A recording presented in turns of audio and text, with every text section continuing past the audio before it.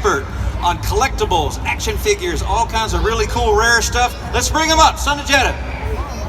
Yeah, baby. Yes, indeed.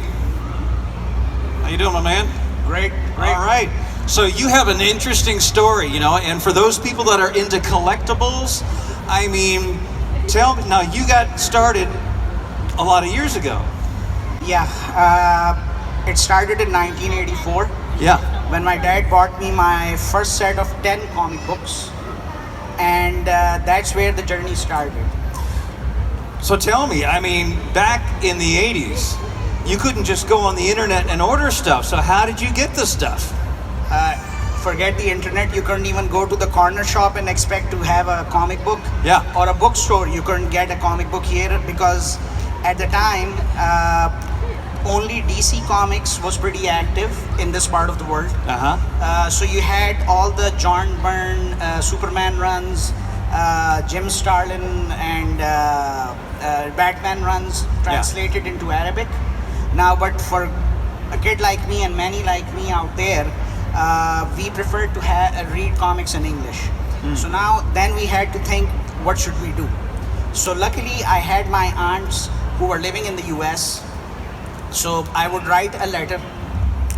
That letter would reach them in Florida in the next 10 days. Then they would go and check it out if they were able to find it.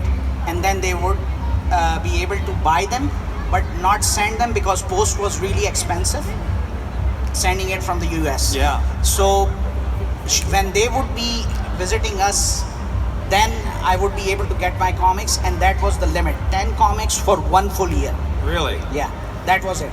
So tell me, is a comic more valuable in Arabic or English, or is it the same value, or is one more valuable than the other?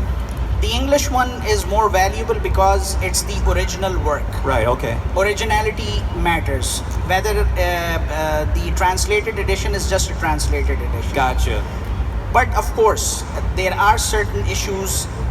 If they are limited in supply over the decades, then they become really valuable.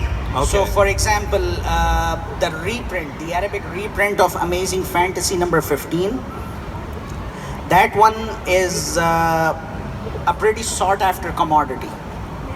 And what makes a comic valuable? Like, oh, have you guys been over there and seen the rare comic book display over there? Yeah? I mean, that's some pretty cool stuff, right? So these things are worth a fortune. So in your expert opinion, what makes a comic valuable? What makes it valuable?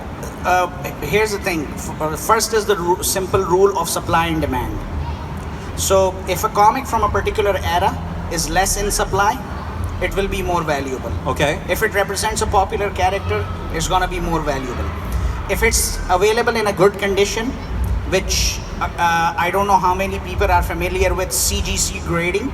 So if the CGC says that this comic book is like 9.0 or 9.5, then the value goes even higher. Okay.